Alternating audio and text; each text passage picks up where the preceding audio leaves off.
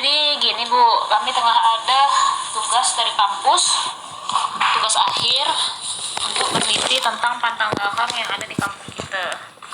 Sebelumnya, Ambe dah kumpul ke adalah sekitar 20 pantang larang yang sudah terkumpul. Kemarin kami sempat wawancara salah satu warga. Jadi dapatlah 20 pantang larang. Jadi gini, kami Ibu sebagai anggota MTSK, kami nasti ke tentang makna dari pantang larang nih. Sekaligus mungkin kalau misalnya ada lah pantang larang yang belum tersebut, bisa kami tambahkan sebagai data untuk bahan skripsi kami. Nah, yang pertama ada tidak boleh keluar maghrib ataupun tengah hari. Ya, macam mana maknanya menurut Ibu yang udah Ibu dengar-dengar mungkin? Kalau menurut Ibu sebenarnya waktu maghrib kan waktunya orang untuk beribadah, makanya dilarang untuk keluar pada saat maghrib. Ya kalau menurut Ibu aja.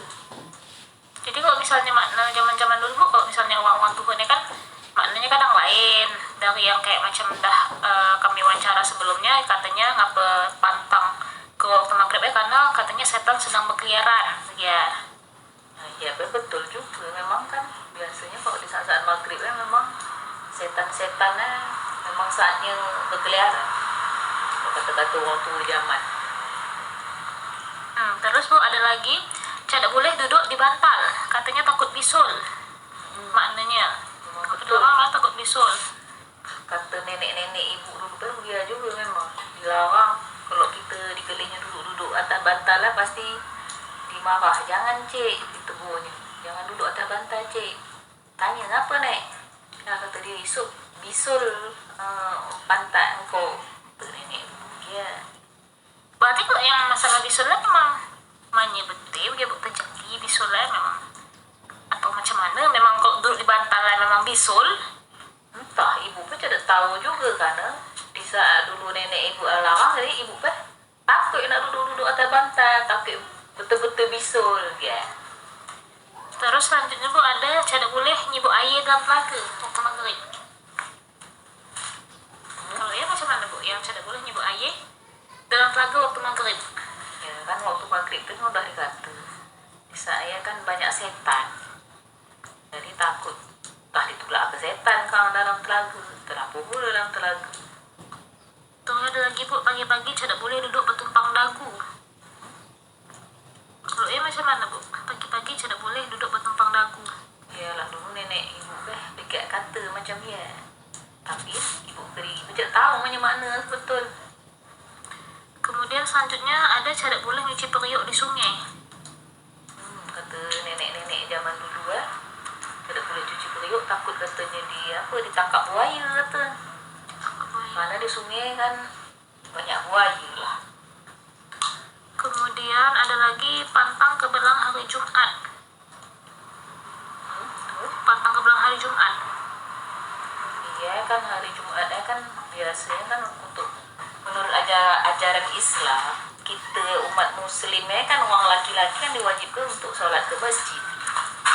Takutnya kan kalau lalu ke belang jadi lalai dengan dibelang, jadi lupa waktu, jadi sehingganya membuat dia tidak lalu sholat. Terus kalau ada lagi tidak boleh makan maghrib, katanya takut tadi dimakan tikus. Iya ada yang udah kami wawancara. Iya memang Sama salah satu kelompok di masyarakat dulu ayah ibu Upay pernah kata juga begitu, dia marah kalau kami anak-anaknya di saat maghrib namanya makan. Kalau ditanya ngapa ya, katanya juga begitu, sekarang dimakan ulat padi, katanya begitu. Terus ada lagi pantang kerak kuku hari Rabu. Ada juga memang dikata pantang kerak kuku, tapi bukan memang tak tahu makna sebenarnya kenapa dilarang kerak kuku pada hari Rabu.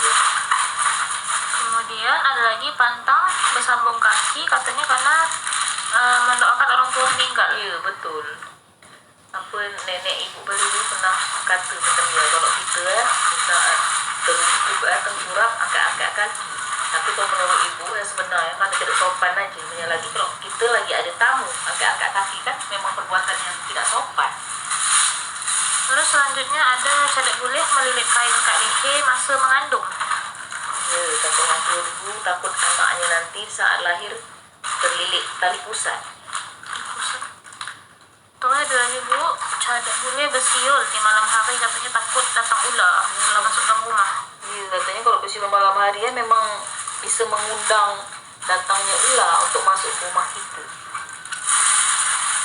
Tapi yang sebenarnya ya dia memang masih tahu juga, karena kan itu perempuan kan tidak pernah dulu untuk bersiul. Itu kan selalu bersiul-siulnya kan orang-orang laki. Terus selanjutnya ada tidak boleh makan pindah tempat, katanya takut banyak suami, banyak pasangan.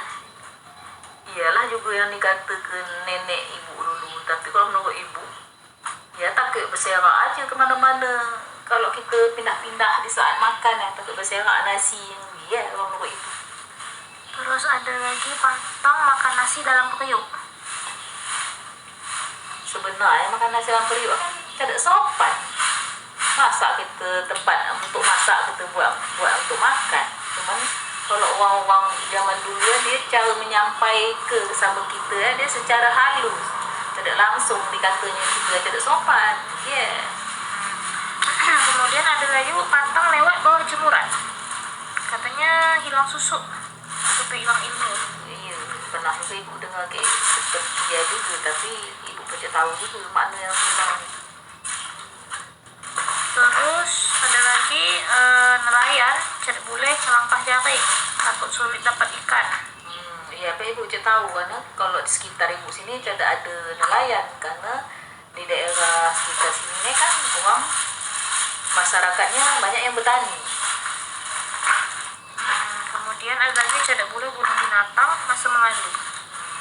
Pernah juga dengar sih, tapi iyalah ibu pun tahu pasti juga. Cuma dengar-dengar cerita nenek-nenek zaman dulu aja. Kemudian ada lagi tidak boleh makan ayam piring, ayam pinggan. Ya sebenarnya kan kalau menurut ibu kan takut piringnya terlepas sampai pecah bisa mengenai tangan atau melukai tangan. Ya menurut ibu. Sampai saya ada lagi pantang duduk depan pintu. Memang ada juga dikata. Sebenarnya alasannya memang dikata takut tidak laku, tapi kalau menurut ibu, dia kan pintu kan tempat orang keluar masuk, jadi bisa menghalangi orang untuk keluar masuk untuk lewat. Terus selanjutnya bu, ada pantang ke belang hari Rabu akhir bulan, kalau misalnya ada badunya di belang. Iya, pernah dengar juga memang, tapi ibu pun tahu pasti juga yang kebenarannya. Kemudian ada lagi pantang ke belang pulang dari orang meninggal. Ya, ibu tidak tahu, tidak pernah ibu dengar. Terus yang terakhir pantang pakai payung dalam belang. Ya, ada juga dengar, tapi ibu pun tidak tahu juga banyak maknanya. Cuma dilarang aja. Dari data-data yang telah aku sebutkan ibu, ada tidak mata larang yang pernah ibu dengar di kampungnya, cuman belum kami sebutkan. Ada juga dulu nenek ibu pernah kata di saat ibu untung kecil-kecil atau di saat ibu untung muda, kalau di kelihnya kita mengelak kuku atau memotong kuku di saat malam hari ya dilarang sama dia. Kata dia tidak boleh cek kerak kuku, pantang, jauh rezeki, kata dia macamnya. Tak bisa lagi kalau menyapu pada malam hari juga dilarang juga. Pernah nenek ibu dulu kata juga pantang cek, tidak boleh nyapu malam hari.